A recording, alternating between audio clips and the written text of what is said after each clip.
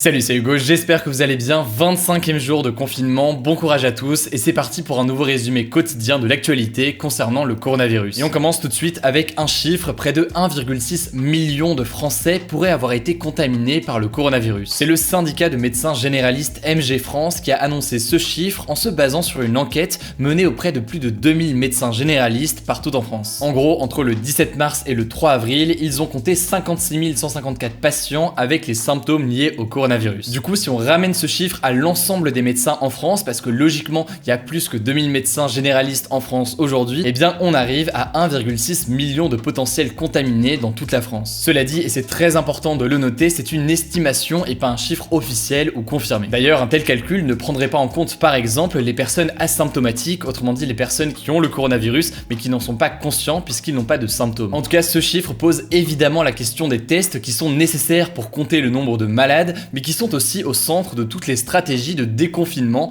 autrement dit de sortie du confinement. En prenant l'hypothèse qu'on ne peut pas attraper le virus deux fois, pour déconfiner, l'une des options est de tester massivement la population pour savoir qui est immunisé et qui ne l'est pas. Par exemple, aujourd'hui, Anne Hidalgo, l'actuelle maire de Paris, a évoqué les conditions potentielles d'une fin de confinement dans la capitale, et parmi ces conditions, il y a un certificat d'immunité. En gros, ce serait un papier fait par un médecin qui prouverait que vous avez déjà été contaminé et que vous êtes donc immunisé, l'idée étant ensuite pour la ville d'appliquer des mesures en fonction des personnes contaminées ou non. Mais pour faire tout cela, il faut une quantité très importante de tests que l'on appelle des tests sérologiques, or pour le moment c'est loin d'être le cas, autrement dit il faudra voir ce qu'il en est dans les jours à venir. Autre info, cette fois-ci à l'échelle européenne, c'est un plan qui a été décidé par les 27 pays de l'Union européenne. Pour faire très simple, au départ, l'Italie voulait un partage entre tous les pays de l'Union européenne de la dette accumulée à cause de la crise, c'est ce que l'on appelle la mutualisation des dettes. C'est une proposition que refusaient l'Allemagne ou encore les Pays-Bas qui ne veulent pas partager la dette avec des États comme l'Espagne ou encore l'Italie, très probablement parce qu'ils sont moins touchés que ces pays du sud du continent. Par contre, hier, les 27 États se sont mis d'accord sur un plan de 500 milliards d'euros qui permettra notamment aux États d'emprunter de l'argent plus facilement. Ce plan permettra de financer le chômage partiel comme c'est le cas en France ou encore plus largement d'aider les entreprises européennes. Bref, je ne rentre pas dans les détails, mais si vous voulez plus d'informations, je vous mets un lien en description. On change de sujet et on repasse en France avec un sondage. 76% des Français estiment que le gouvernement leur a menti sur les masques de protection, selon un sondage Odoxa. D'après le sondage, le changement de discours du gouvernement inquiète. En effet, au début de l'épidémie, le gouvernement affirmait que le port du masque était relativement inutile pour toute la population, alors qu'aujourd'hui, ils ont plutôt changé de discours. Concrètement, pour une grande partie des Français, le gouvernement a menti volontairement pour camoufler la pénurie de masques. On a eu l'occasion d'en parler à plusieurs reprises sur cette chaîne. On verra donc si on aura davantage de précision lundi soir quand le président de la République Emmanuel Macron prendra la parole. L'autre info importante du jour, c'est aussi les 50 cas de contamination à bord du navire français Charles de Gaulle. Pour vous expliquer, le porte-avions se trouvait en Atlantique quand des marins ont commencé à avoir les symptômes du Covid-19. Du coup, le porte-avions a anticipé son retour en France, une équipe de dépistage a été envoyée à bord et le verdict, 3 marins évacués en urgence et 50 cas de contamination. On aura probablement davantage d'informations dans les jours à venir, mais pour l'instant, on ne sait pas comment ils ont été contaminés, étant donné que le navire était en mer et n'a donc pas été en contact avec l'extérieur depuis le 15 mars. En France, dernière info avant de passer au point à l'étranger, on va parler du professeur Raoult.